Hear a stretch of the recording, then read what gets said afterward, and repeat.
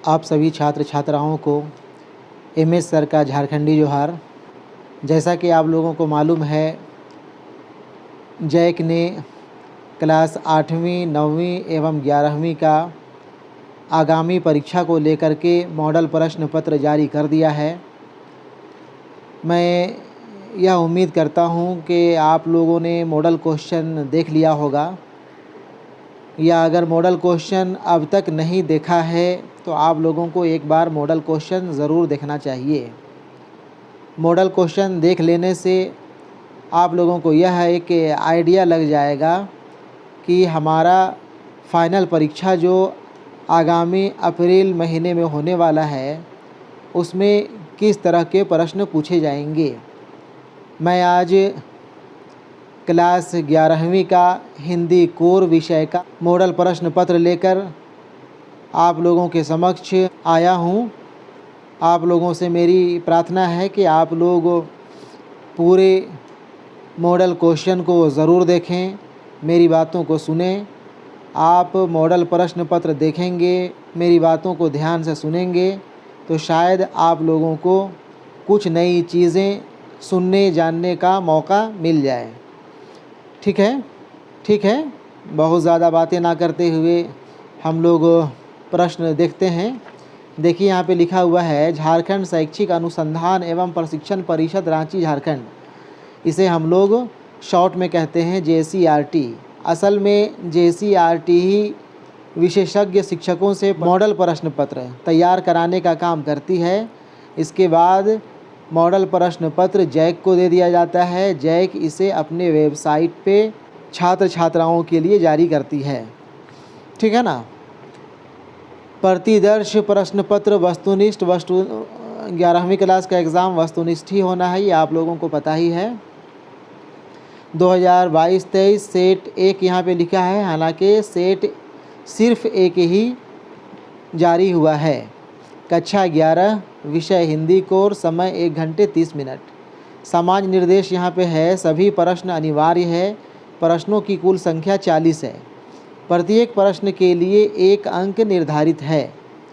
प्रत्येक प्रश्न के 4 विकल्प दिए गए हैं, इनमें से एक सही विकल्प का चयन कीजिए। ठीक है ना। यहाँ पे आप लोग देखें, यहाँ पे आप लोग देखेंगे प्रश्न पत्र कई खंडों में बटा हुआ है। खंड क में आपका पद्यांश और गद्यांश दिखाई पड़ रहा है। ठीक है, पद्यांश और गद्यांश है प्रश्न संख्या 8 तक। उसके बाद आप देखें, उसके बाद खंड ख है। खंड ख में आपका अभिव्यक्ति और माध्यम है। इससे संबंधित प्रश्न संख्या 9 से लेकर के 18 तक हैं। ठीक है।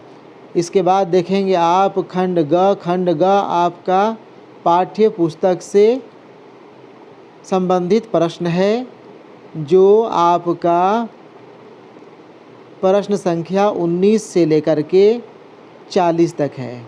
ठीक है। तो इस तरह से प्रश्न पत्र आपका 3 खंडों में बटा हुआ है।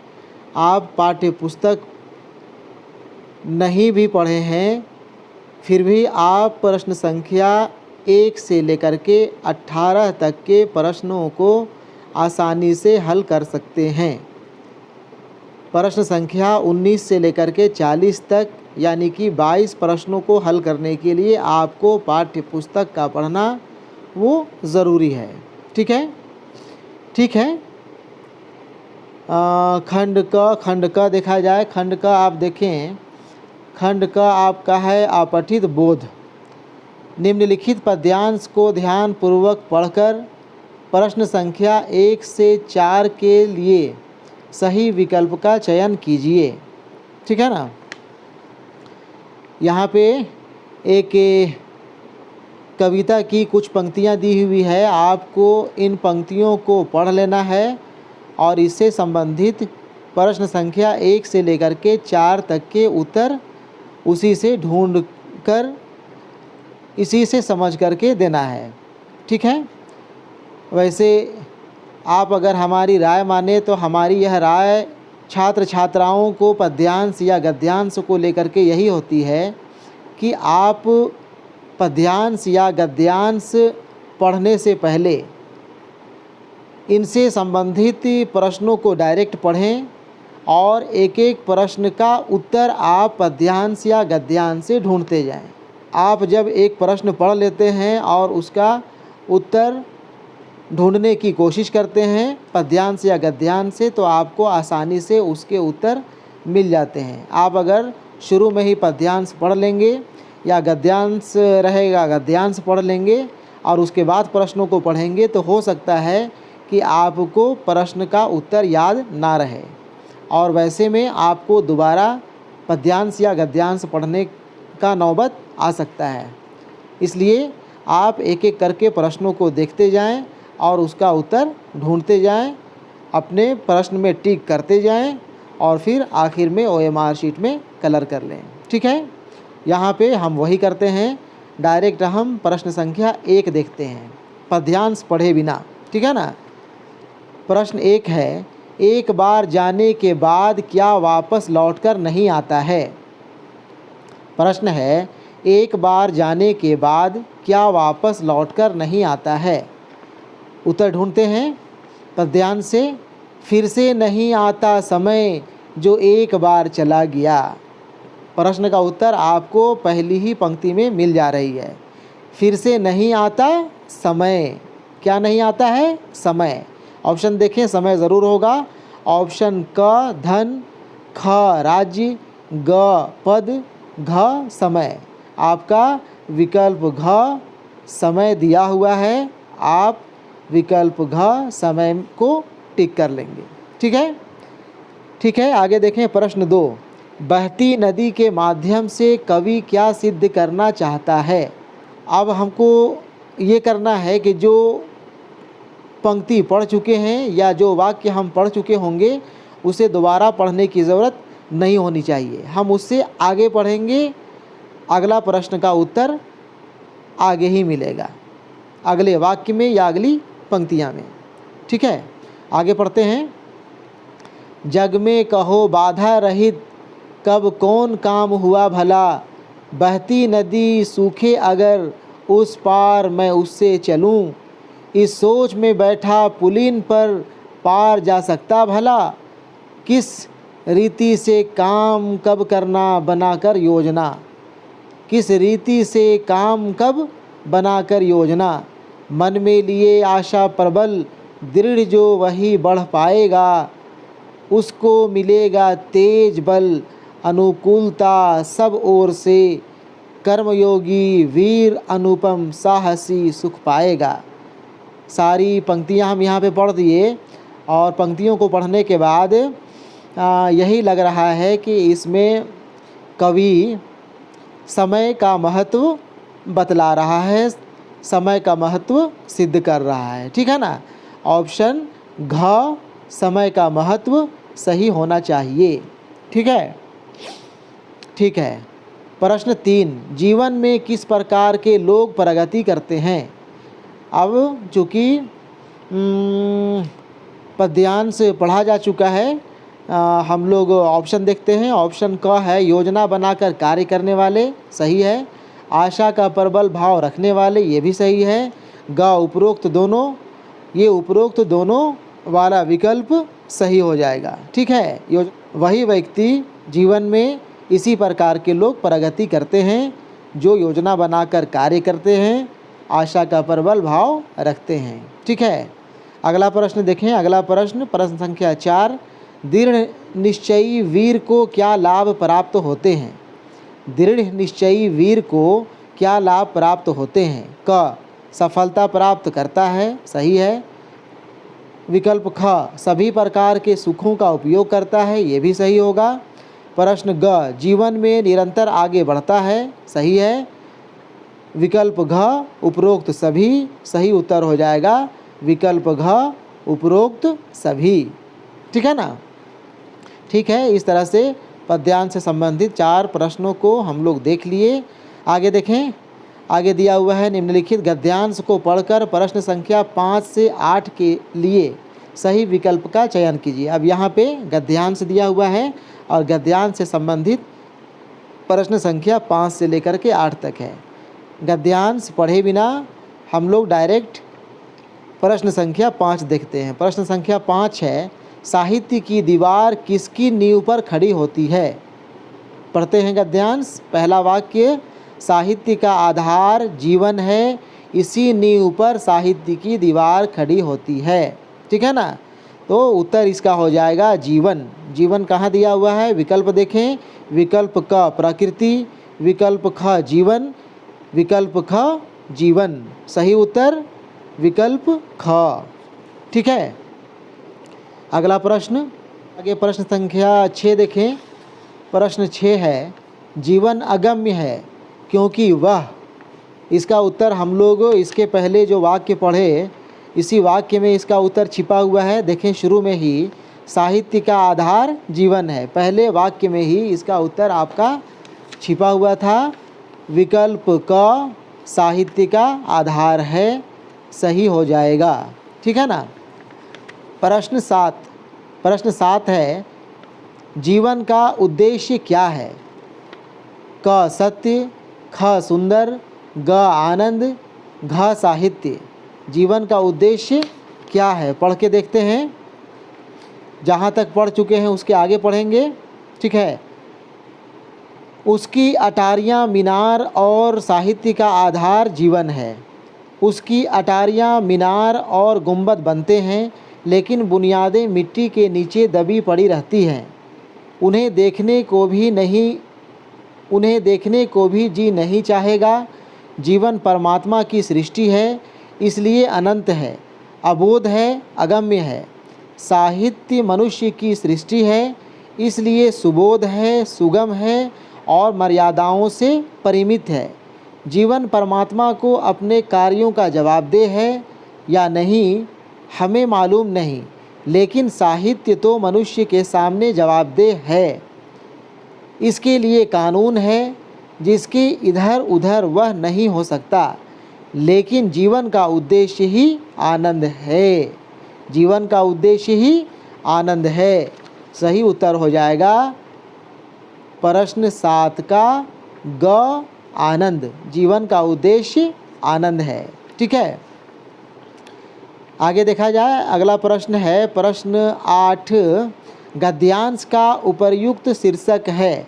अब तक जो हम लोग गद्यांश पढ़े उससे शीर्षक हम लोगों को मालूम हो जाना चाहिए। देखते हैं यहाँ पे क्या विकल्प दिया हुआ है। क है साहित्य का उद्देश्य, ख जीवन का उद्देश्य, ग साहित्य का आनंद, घ साहित्य और आनंद। यहाँ पे उत्तर इसका या तो विकल्प ग होगा या फिर घ होगा। दोनों में से कोई इसका उत्तर हो सकता है। वैसे ज़्यादा बेहतर विकल्प मुझे यहाँ पे विकल्प घ लग रहा है, साहित्य और आनंद। यहाँ पे साहित्य और आनंद दोनों का चर्चा है, इसलिए हम लोग विकल्प घ को टिक करेंगे। ठीक है, ठीक है। इस तरह से गद्यांश वाले प्रश्न भी हम लोग देख लिए और हम यह आप लोगों से आशा करें कि आप लोग पद्यांश और गद्यांश से संबंधित जितने भी प्रश्न होंगे आप उन्हें आसानी से हल कर लेंगे। ठीक है, ठीक है। आगे बढ़ें, आगे बढ़ते हैं। अब आगे देखते हैं हम लोग खंड ख। ठीक है ना? खंड ख देखा जाए। खंड ख आपका अभिव्यक्ति और माध्यम है। अभिव्यक्ति और माध्यम से जो प्रश्न दिए हुए हैं उन प्रश्नों को देखा जाए जल्दी जल्दी। ठीक है। प्रश्न 9, जनसंचार का श्रव्य माध्यम कौन सा है? क दूरदर्शन, ख रेडियो, ग समाचार पत्र, घ पत्रिकाएं। सही उत्तर हो जाएगा विकल्प ख रेडियो। जनसंचार का श्रव्य माध्यम, श्रव्य, ठीक है ना, माध्यम रेडियो है। प्रश्न 10, सूचनाओं का संकलन कर संपादक तक पहुंचाने की जिम्मेदारी किसकी होती है? विकल्प क पत्रकार, विकल्प क पत्रकार ही सही हो जाएगा। ठीक है। प्रश्न 11, साहित्यिक अभिव्यक्ति में रचनात्मक लेखन का माध्यम है क्या है? विकल्प क भाषा, ख विचार, ग रंग, घ बोली। सही उत्तर होगा विकल्प क भाषा।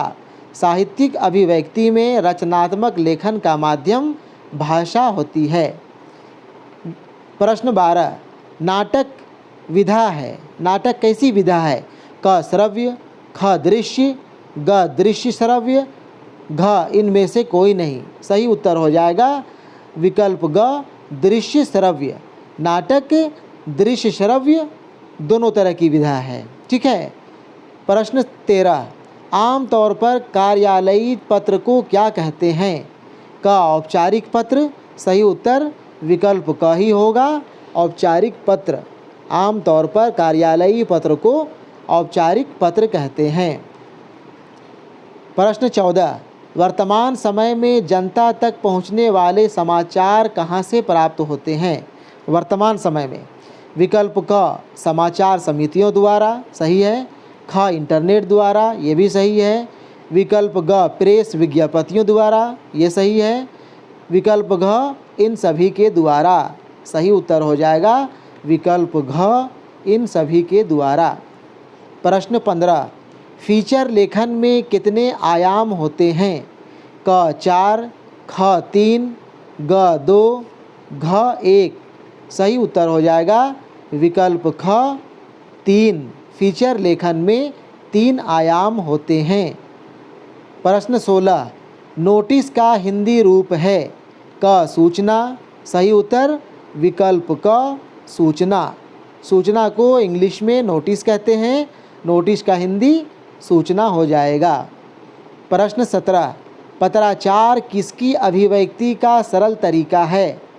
पत्राचार किसकी अभिव्यक्ति का सरल तरीका है? विकल्प क व्यसनों, ख विचारों, ग संकेतों, घ इन सभी का। सही उत्तर हो जाएगा इसका विकल्प घ इन सभी का। प्रश्न 18, वह हिंदी जिसका प्रयोग दैनिक व्यवहार, वाणिज्य, पत्राचार, प्रशासन, व्यापार, चिकित्सा, योग, संगीत, विज्ञान, प्रौद्योगिकी आदि क्षेत्रों में होता है उसे कहते हैं। क्या कहते हैं वो देखें ऑप्शन। विकल्प क आधुनिक हिंदी, विकल्प ख व्यापारिक हिंदी, विकल्प ग कार्यालयी हिंदी, विकल्प घ इनमें से कोई नहीं। सही उत्तर इसका हो जाना चाहिए विकल्प ग कार्यालयी हिंदी। ठीक है। ठीक है, इस तरह से आपका खंड ख भी कंप्लीट होता है। खंड ख के बाद हम लोग आगे देखें खंड ग। खंड ग देखा जाए। खंड ग आपको पाठ्य पुस्तक से संबंधित प्रश्न है। ठीक है। निम्नलिखित पद्यांश को ध्यानपूर्वक पढ़कर प्रश्न संख्या 19 से 22 के लिए सही विकल्प का चयन कीजिए। यहाँ पे पाठ्य पुस्तक से पद्यांश कविता की कुछ पंक्तियाँ दी हुई है और इसी से संबंधित प्रश्न संख्या 19 से लेकर के 22 तक के प्रश्न दिए हुए हैं। ठीक है। यहाँ फिर हम वही कहते हैं कि आप पद्यांश पढ़ने से पहले डायरेक्ट प्रश्न पढ़ें। हालांकि यह छोटा सा पद्यांश कविता की 4 ही पंक्ति दी हुई है। इन पंक्तियों को पहले पढ़ा भी जा सकता है। यहाँ पे हम पहले पढ़ लेते हैं।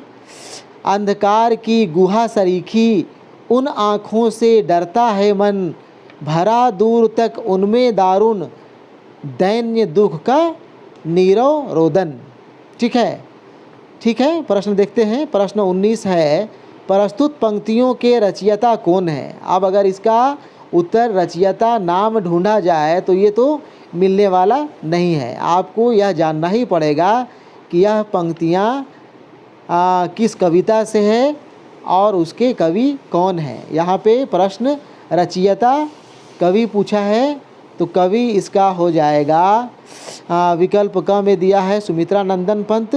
विकल्प क ही सही होगा। यह सुमित्रा नंदन पंत की कविता से दी गई पंक्तियाँ हैं। ठीक है। ठीक है। आगे देखें प्रश्न 20, किन आँखों से कवि को डर लगता है? कवि को किन आँखों से डर लगता है? क जमींदार की, ख साहूकार की, ग चौकीदार की, घ फिर शोषित किसान की। घ चिर शोषित किसान की। सही उत्तर विकल्प घ होगा, चिर शोषित किसान की। देखें यहाँ पे किसान का ही जिक्र हुआ है। अंधकार की गुहा सरीखी उन आँखों से डरता है मन, भरा दूर तक उनमें दारुण दैन्य दुख का नीरव रोदन। यहाँ पे ज़मींदार, साहूकार या चौकीदार का जिक्र नहीं है, यहाँ पे चीर शोषित किसान का ही जिक्र कवि कर रहा है। ठीक है ना। प्रश्न 21 है, किसान की आँखों की तुलना किससे की गई है? क नीरवता, ख दैन्यता, ग अंधेरी गुफा, घ दुख। पहली पंक्ति में ही इसका उत्तर छिपा हुआ है, अंधकार की गुहा सरीखी, यानी कि उत्तर आपका विकल्प ग अंधेरी गुफा हो जाएगा। अंधेरी गुफा विकल्प ग। ठीक है, आगे देखा जाए। अगला प्रश्न है प्रश्न 22, दारुण दैन्य दुख में कौन सा अलंकार है? क उपमा, ख उत्प्रेक्षा अलंकार, ग मानवीकरण, घ अनुप्रास। सही उत्तर हो जाएगा विकल्प घ अनुप्रास। ठीक है, आगे देखें। आगे है, निम्नलिखित प्रश्नों के सही विकल्प का चयन कीजिए। प्रश्न 23, मीरा को विष का प्याला किसने भेजा? आप लोगों को इसका उत्तर जानना चाहिए। मीरा को विष का प्याला विकल्प ख राणा ने भेजा था। विकल्प ख राणा। प्रश्न 24, रो पड़े होंगे बराबर पाँचवें का नाम लेकर, पंक्ति में पाँचवा कौन है?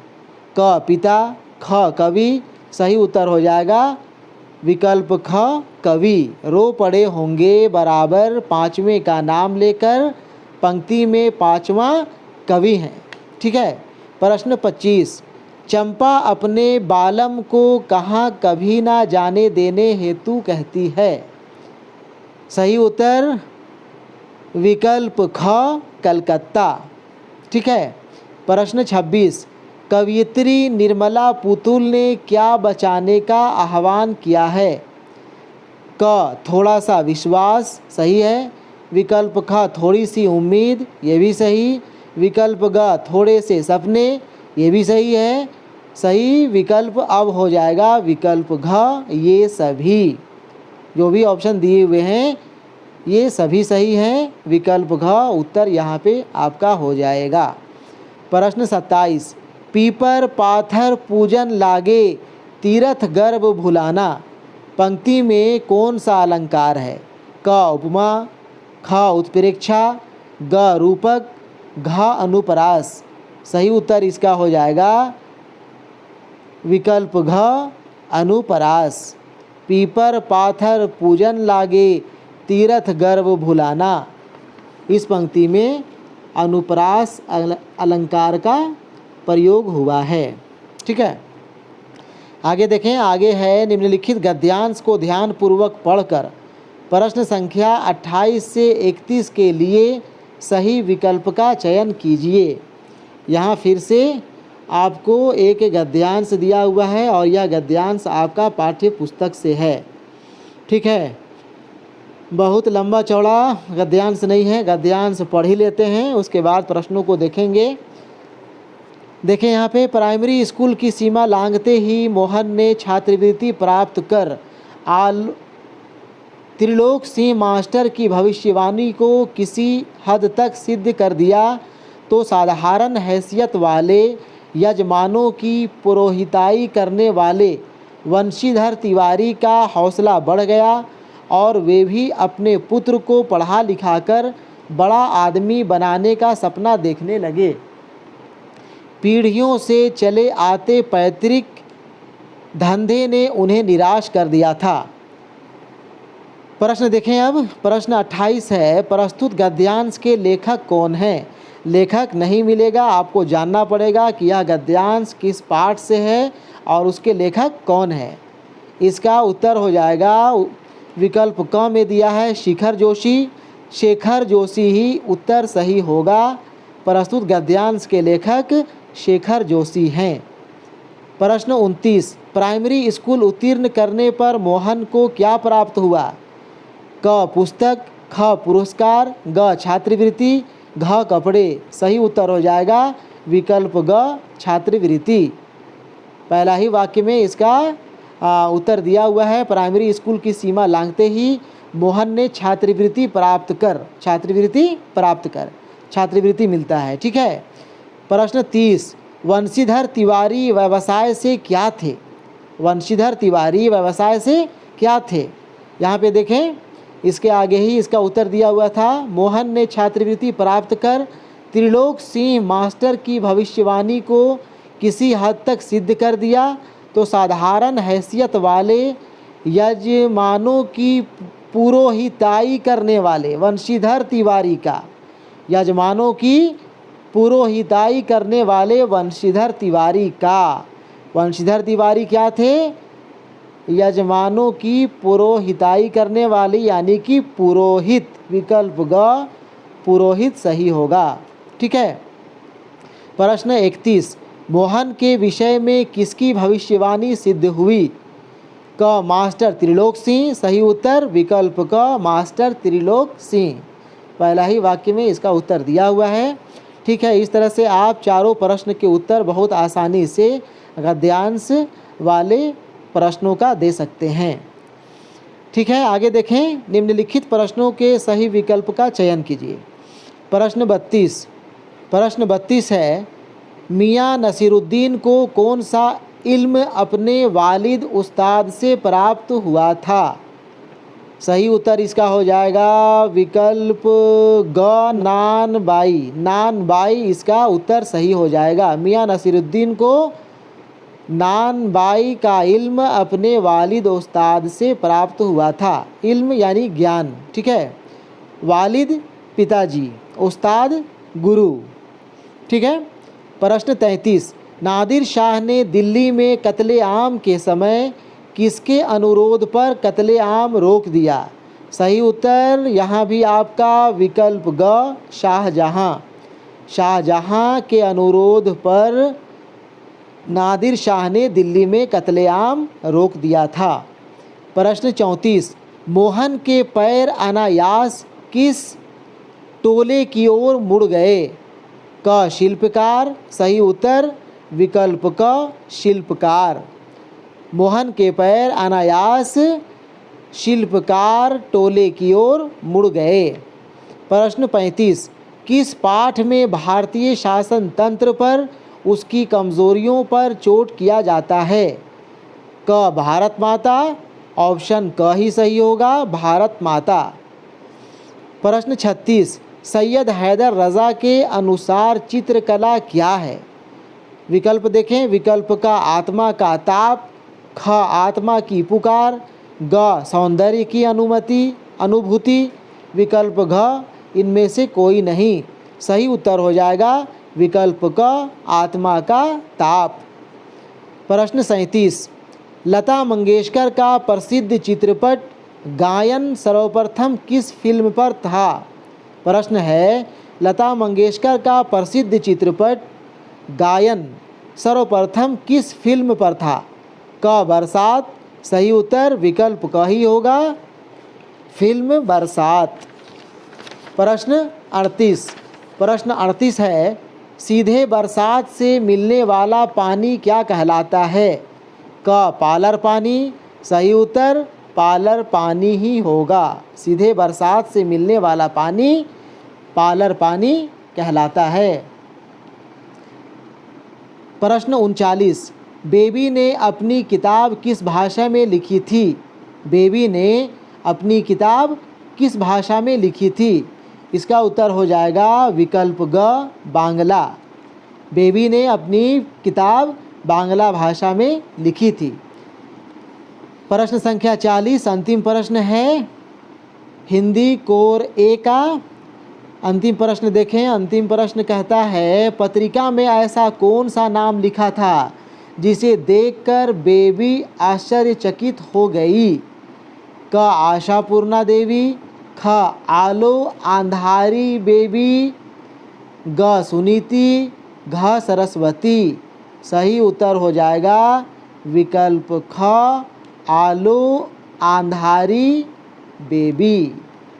ठीक है, इस तरह से आप लोगों का हिंदी कोर का मॉडल प्रश्न सह उत्तर हम कहें वो पूर्ण होता है। हम आपसे आशा करें कि आपको यह वीडियो पसंद आया होगा। आपको अगर पसंद आया हो तो आप इसे ज़रूर लाइक कर देंगे, अपने दोस्तों को शेयर कर देंगे और सब्सक्राइब अगर चैनल अब तक नहीं किए हों तो चैनल सब्सक्राइब ज़रूर कर देंगे। और सिर्फ सब्सक्राइब ही नहीं करेंगे बल्कि जो घंटी बगल में दी हुई होगी उस घंटी को दबा भी देंगे। ठीक है, धन्यवाद।